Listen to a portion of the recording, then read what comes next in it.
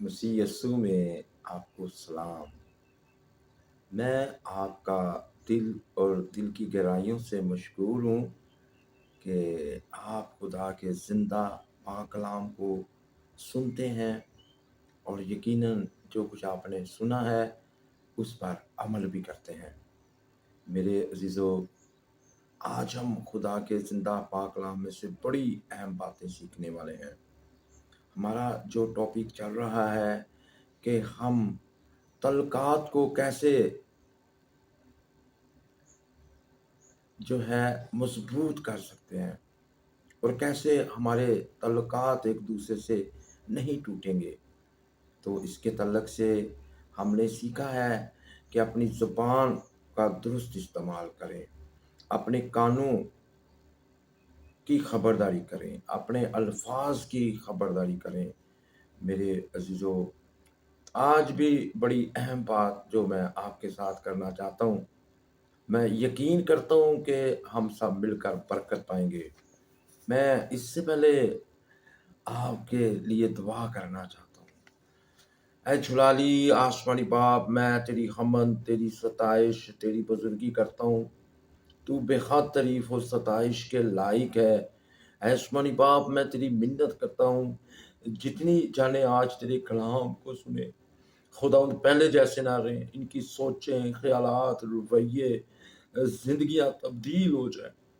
खुदा मेरे अंदर जो तूने बोझ दिया है तल्लुकात के हवाला से, खुदा एक एक के तल्लुकात आपस में दुरुस्त हों, बहन भाई के, मियाँ बीवी के और माँ बाप के दरमियान, बच्चों के दरमियान तल्लुकात बेहतरीन हों, कभी ना टूटें, कहीं नाराज़गी ना हो। और ऐसमनी बाप, मैं तेरी मिन्नत करता हूँ खुदा के साथ हमारे तल्लुकात और बेहतर से बेहतरीन होते जाएं। पाक रूह इस टापू को और ज़्यादा गहराई में मुझे लेके जा, और ज़्यादा गहरे भेद मुकाशफात मुझ पर खोल। मैं तेरे ताबे होता हूँ ताकि सुनने वाले बरकत पाएँ, इन मुकाशफात से सीखें, इन पर अमल करें, अपनी ज़िंदगी में लें।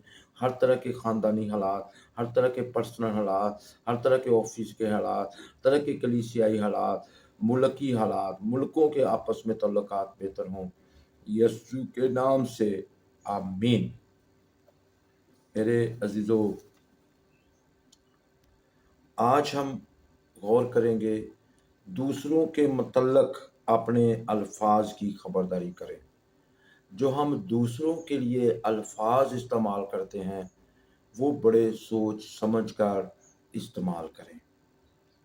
जैसे मैंने आपको एक बहन की मिसाल बताई कि जब किसी के लिए कोई अल्फाज इस्तेमाल करती हैं, कहती हैं पहले मैं खुद उनको अपने दांतों से पीसती हूँ, अपने दांतों से चबाती हूँ और मैं उनका मज़ा लेती हूँ।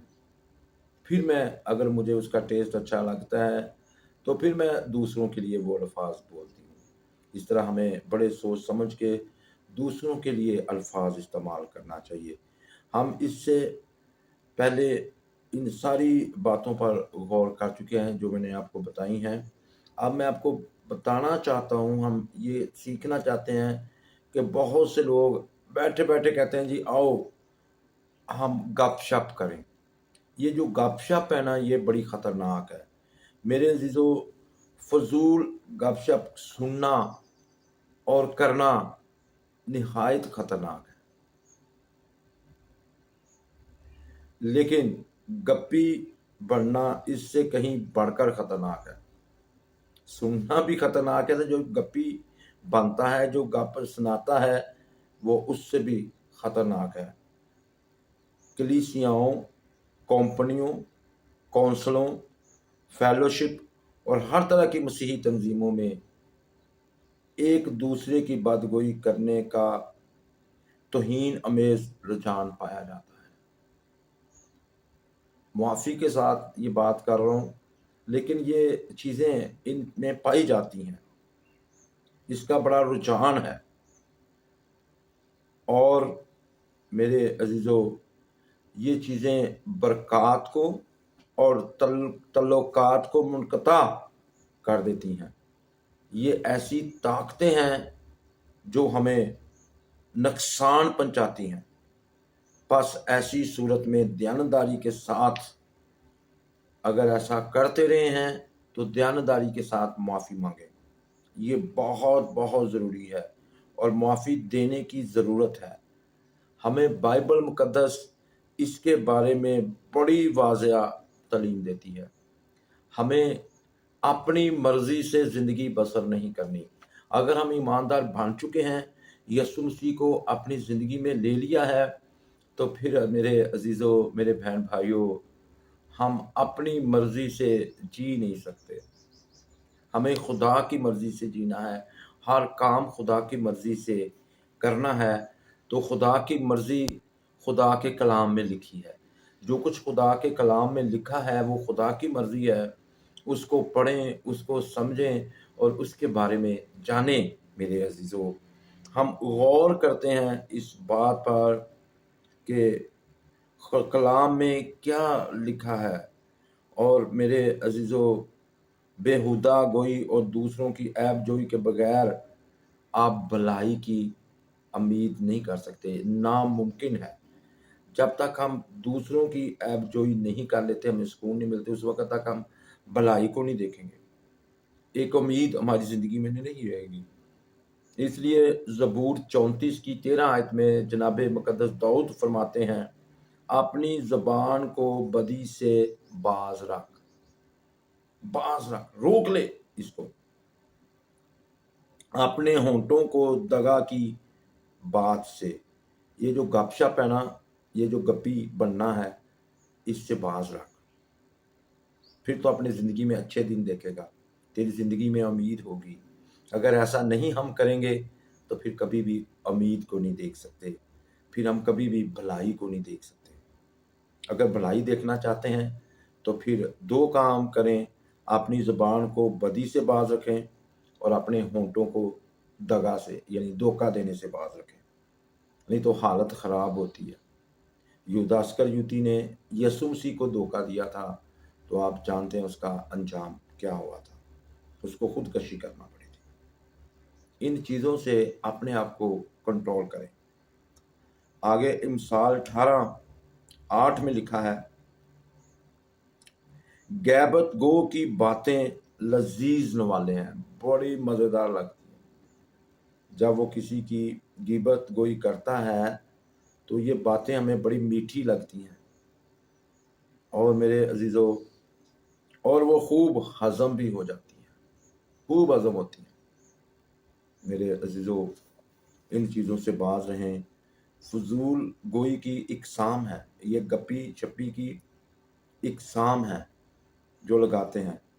فضول گوئی اور گپیں ہانپنے کی 3 قسمیں ہیں۔ نمبر 1، بدخوائی یا بدگوئی ایک قسم ہے۔ بدخوائی یا بدگوئی، جب کوئی شخص جان بوجھ کر کسی کی بدخوائی کرتا اور اس کی شہرت کو نقصان پہنچاتا ہے، کہتا ہے یہ ترقی کر گیا، تو خواہ اس میں کوئی سچائی بھی ہو مگر یہ غلط اور نامناسب ہے، یہ غلط ہے۔ بے شک اس میں کوئی سچائی بھی ہے جس سے آپ دوسرے شخص کی شہرت کو نقصان پہنچا رہے ہیں، پہلی قسم یہ ہے۔ اس میں دوسری قسم ہے شائستہ فضول گوئی۔ پہلے میں نے بدخوائی بتائی ہے، اب دوسری قسم ہے شائستہ فضول گوئی۔ اس کا مطلب پہلی قسم کی طرح ہو سکتا ہے اور اس کے نتائج بھی یکساں ہی ہو سکتے ہیں، لیکن مقصد مختلف ہوتا ہے۔ اس میں مقصد کیا ہوتا ہے؟ اس میں مقصد جو ہے وہ مختلف ہوتا ہے پہلی سے۔ کیا مقصد اس میں ہوتا ہے؟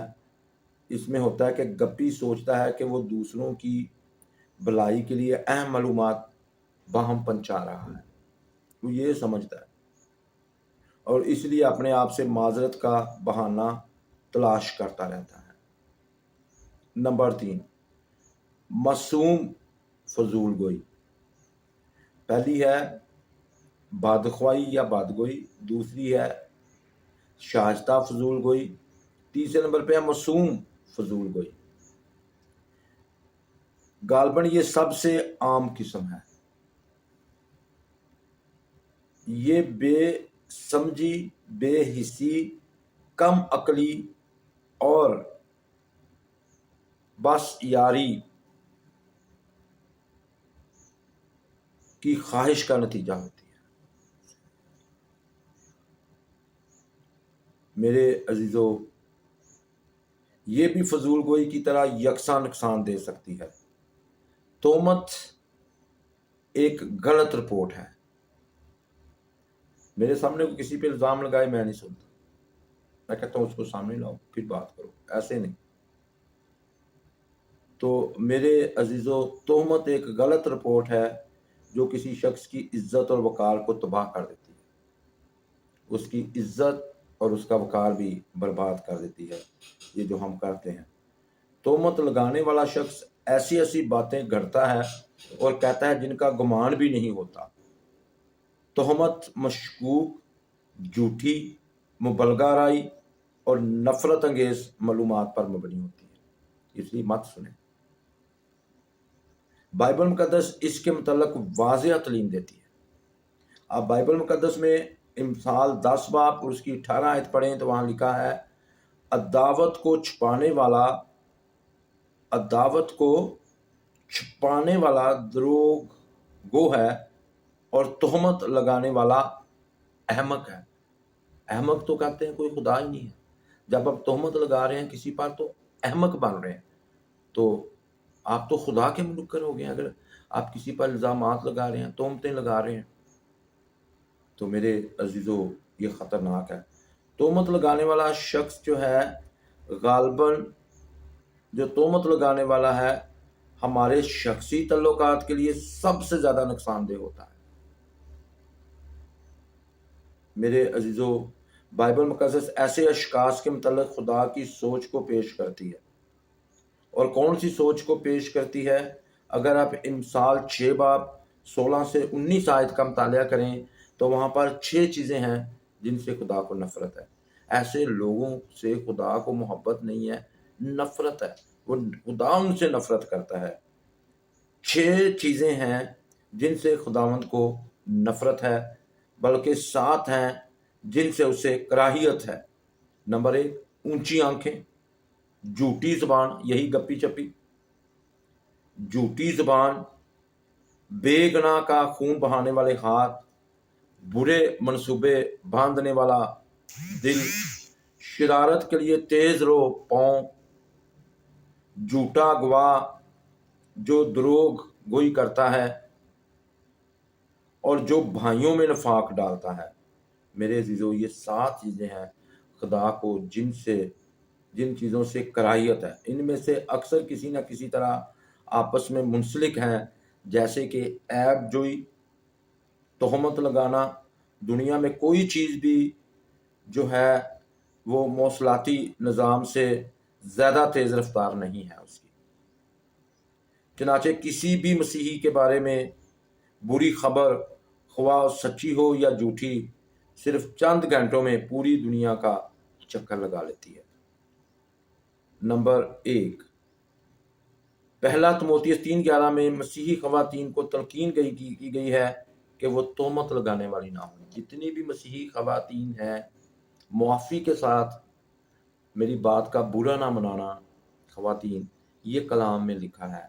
आप पहला तिमोथियुस 3:11 में पढ़ सकती हैं कि ख़वातीन के बारे में स्पेशली तलकीन की गई है, मसीही ख़वातीन के बारे में, कि वो तोहमत लगाने वाली ना हो। नंबर 2, तीतस 2 बाब की 3 आयत में तलकीन की गई है। इसमें उम्र रसीदा ख़वातीन को हुक्म दिया गया है कि वो तोहमत लगाने वाली ना हो। एक तो ख़वातीन होती है, एक उम्र रसीदा होती है, तो ज़्यादा उम्र की औरतें हैं, उनको भी यही तलकीन की गई है। और मेरे अजीज़ों, इन आयात में जो यूनानी लफ्ज़ इस्तेमाल हुआ है वही दूसरा तिमोथियुस और उसकी 3 बाब की 3 में गैर निजात याफ्ता लोगों के लिए वजाहत के लिए भी आया है। ये यूनानी लफ्ज़ जो है ये गैर निजात याफ्ता लोगों के लिए। तो अगर हम तोहमत लगाएंगे तो हम वो हैं, बेशक अपने तौबा की है, बपतिस्मा लिया है, आप कलाम पढ़ते हैं, दुआ करते हैं हम, लेकिन अगर हम तोहमत लगाने वाले हैं तो फिर हम गैर निजात याफ्ता हैं, निजात याफ्ता नहीं है। फिर हम आसमान की बादशाही में नहीं जा सकते। तो इतनी बड़ी बरकत से हम महरूम रह जाते हैं और शैतान ये चाहता है कि हम करें। मेरे अज़ीज़ों, इसके लिए जो लफ्ज़ इस्तेमाल हुआ है यूनानी ज़ुबान का, वो जो है डायाबलोस है। जो डायाबलोस लफ्ज़ है इसके लिए इस्तेमाल हुआ है, जिसका माखिज़ लफ्ज़ डेविल है।